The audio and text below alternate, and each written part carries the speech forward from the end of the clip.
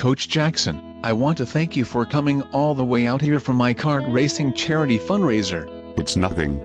Who could resist the crisp Bandekuyt Crippled Creep Nature Kart Challenge? I noticed that you arrived by motorbike. Is it true that you don't like to fly and travel cross-country between games? Flying is unnatural. A true hog is man's best friend. I'm always happy to travel to away games, especially when my team wins. It's the return journey that I hate. I like to see where I've been.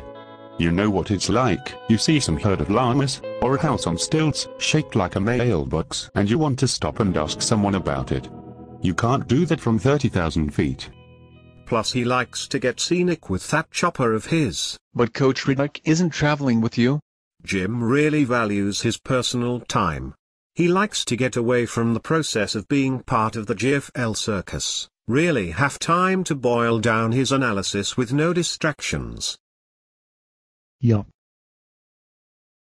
Oh, he's more of a fan of aviation too. Coach Jackson, what's it like to co-commentate with Jim, after playing on the same team every Sunday for so many years? Jim's a real gentleman. He knows when to agree and when to shut up. He's also really generous with his research and with their time on the day. He's been doing this job forever. I mean, sometimes Jim comes in with his big old wall chart, and there are stats pending on it that never occurred to me, or in some places a name and a space. And during the game he'll ring something in the red marker or underline it in green or write something in the space in blue. In blue, right, but half the time he doesn't break into the play-by-play with a comment himself. Most often he leaves it to us to work in. But he's always there, ready. If it's really important, you'll hear the pen top tapping on the board. Tap tap tap. That's Jim being insistent. Yup. Coach Collier, you were part of the original commentary team. Were you sad to leave the Tim and Jim show? I was in a way very much sad to go, yes, but of course I was coming back to coach Tuscany, so there was also a sense in which I was about to return to a more active role. And that was a good thing.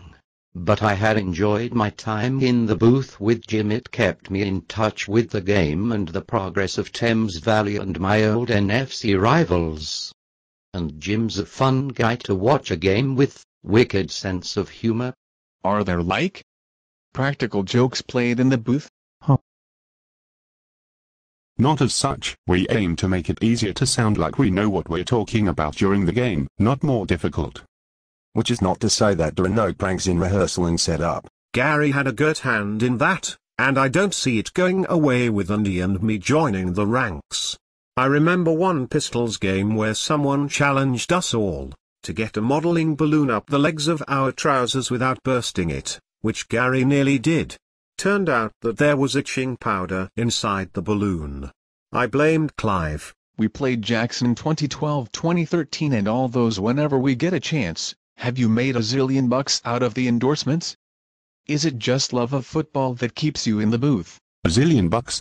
I'm undercharging.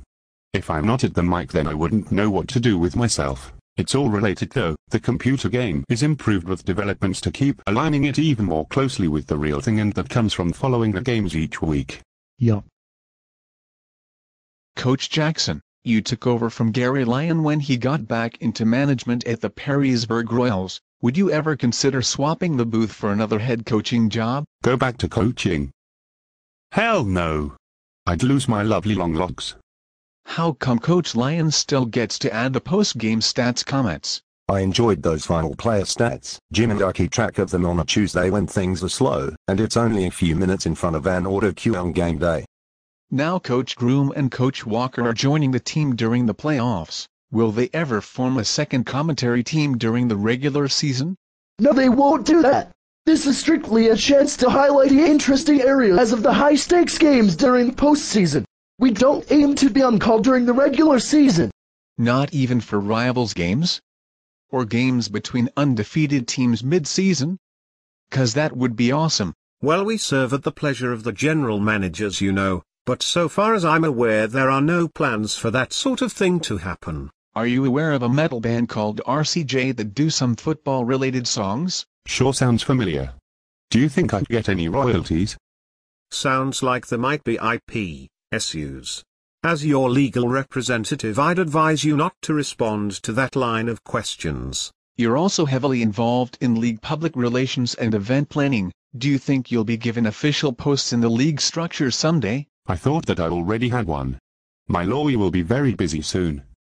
Well, thanks everyone for an interesting chat. I'm sure we'll all enjoy the new style commentary.